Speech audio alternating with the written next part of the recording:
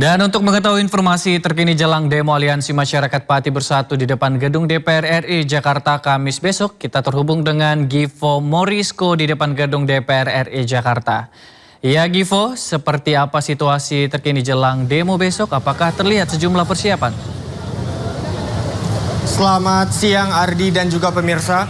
Saat ini saya sedang berada di gedung DPR MPR Senayan Jakarta. Dapat dilihat di belakang saya telah terdapat pergerakan dari massa yang besok akan melakukan aksi pada 27 Agustus 2026. Dari pantauan kami di lokasi, massa datang sejak pukul 09.50 waktu Indonesia Barat dan langsung mendirikan posko tepat di depan gedung DPR MPR Senayan Jakarta. Posko ini nantinya akan digunakan untuk menjadi ruang diskusi dan juga pusat informasi sekaligus logistik bagi masyarakat. Hingga saat ini dari AMPB sendiri telah menerima berbagai macam bentuk donasi, diantaranya makanan, minuman, dan juga dalam bentuk uang. AMPB juga menegaskan bahwa kehadiran mereka di Jakarta disebut bukan untuk kepentingan politik, melainkan merupakan respon atas kegelisahan masyarakat terkait praktik korupsi dan juga mendesak agar segera disahkannya RUU perampasan aset. Terkait pernyataan pimpinan Komisi 3 DPR yang menyebutkan RUU perampasan aset akan disahkan pada Desember dan tahun ini, AMPB sendiri menilai bahwa itu belum cukup dan AMPB meminta agar nantinya akan ada pernyataan tertulis dari DPR sebagai jaminan bahwa pembahasan dan pengesahan undang-undang tersebut benar-benar dikawal hingga disahkan. AMPB juga menyebut bahwa akan terbuka untuk melaksanakan audiensi nantinya dengan anggota DPR. Namun untuk terkait aksi lanjutan sendiri, itu dari AMPB sendiri belum bisa memastikan dan menunggu bagaimana hasil dari aksi yang akan dilakukan pada besok 27 Agustus tahun 2026. Dikembalikan ke Ardi.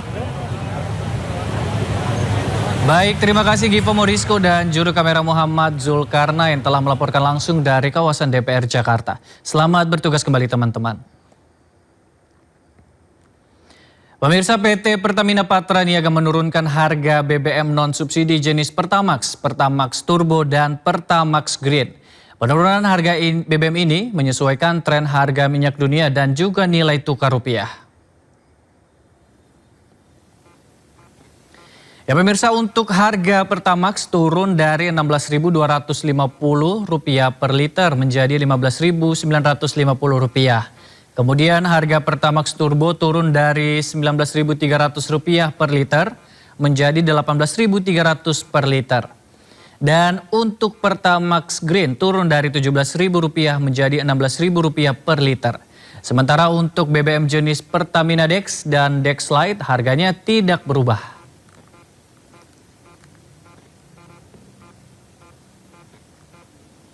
Pemirsa, Badan Pusat Statistik mencatat hingga Minggu ke-3 Agustus kenaikan harga beras terjadi di 132 kabupaten kota. BPS meminta pemerintah untuk mewaspadai kenaikan harga beras karena akan berdampak pada laju inflasi dan daya beli masyarakat.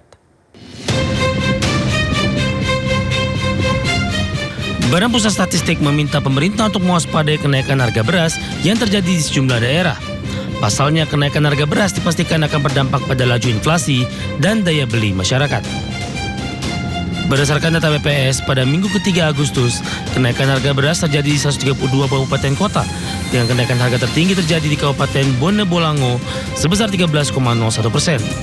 Disusul Kabupaten Pohuwato sebesar 9,70% dan Kabupaten Gorontalo Utara sebesar 6,35%.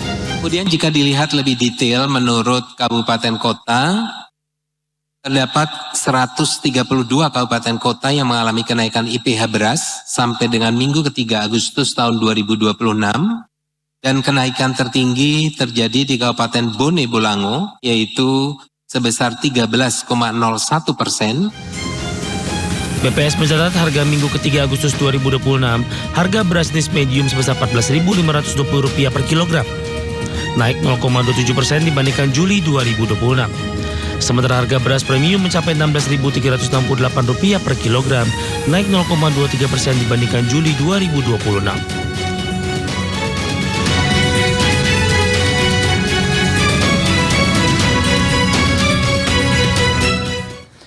Sementara itu pemirsa, pemerintah memastikan stok cadangan beras pemerintah dalam kondisi aman untuk memenuhi kebutuhan masyarakat, termasuk menghadapi bencana alam dan keadaan darurat. Stok beras nasional tercatat mencapai 5,17 juta ton. Persediaan tersebut menjadi salah satu modal pemerintah untuk menjalankan berbagai program bantuan pangan melalui Perum Bulog.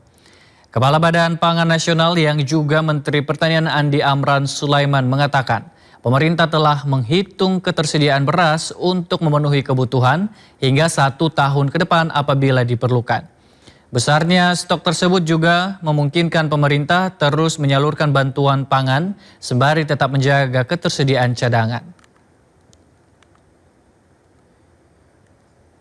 Jadi nggak ada masalah. Sampai 1 tahun pun, katakanlah mudah-mudahan tidak 1 tahun. BNPB berapa lama perkiraan biasa Pak Jenderal? Kalau tanggap darurat 14 hari, tapi kemungkinan masih bisa lanjut. 1 bulan, 2 bulan ya? Bisa lebih dari itu juga. 6 bulan pun, Siap. Berasnya sampai 1 tahun aman. Iya. Jadi udah, karena masalah beras yang paling penting. Beras yang paling Pemirsa, data semrawut bikin warga sengsara. Di Kulon Progo, Yogyakarta, seorang tukang becak terpaksa kehilangan bansos gara-gara terdata masuk desil 9 yang berarti kategori orang kaya.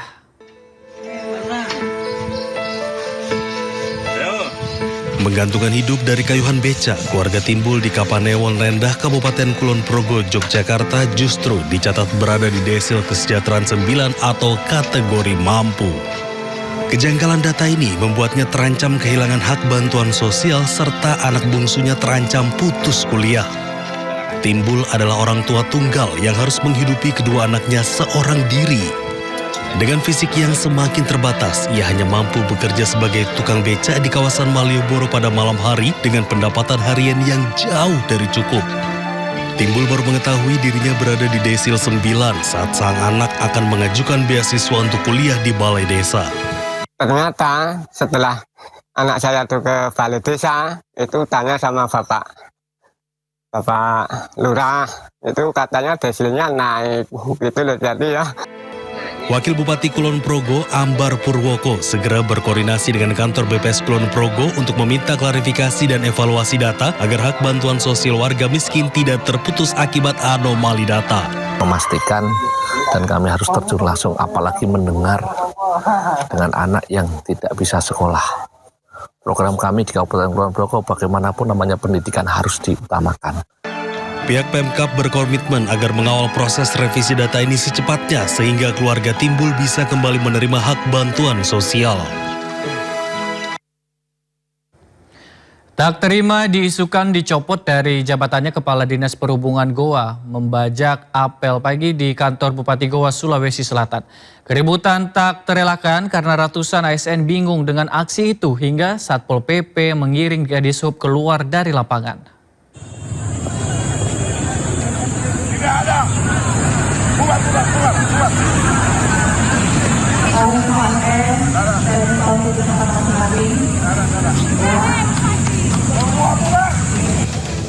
Kepala Dinas Perhubungan Agus Harahap tiba-tiba memasuki lapangan apel dan merebut mic dan meminta seluruh ASN membubarkan diri saat Bupati Goa, Husniah Talenrang, akan memimpin apel pagi di halaman kantor Bupati Kabupaten Goa. Sontak kejadian ini membuat ASN kebingungan dan memicu keributan di lapangan. Tak lama, Kepala Dinas Perhubungan dikawal sejumlah petugas Satpol PP menjauh dari lokasi. Usai terjadi keributan, apel pagi pada Senin kemarin tetap dilanjutkan dan dipimpin Bupati Goa. Diduga, aksi ini sebagai bentuk kekecewaan Kepala Dinas Perhubungan yang diisukan akan dicopot Bupati Goa dari jabatannya bersama 15 pejabat lainnya.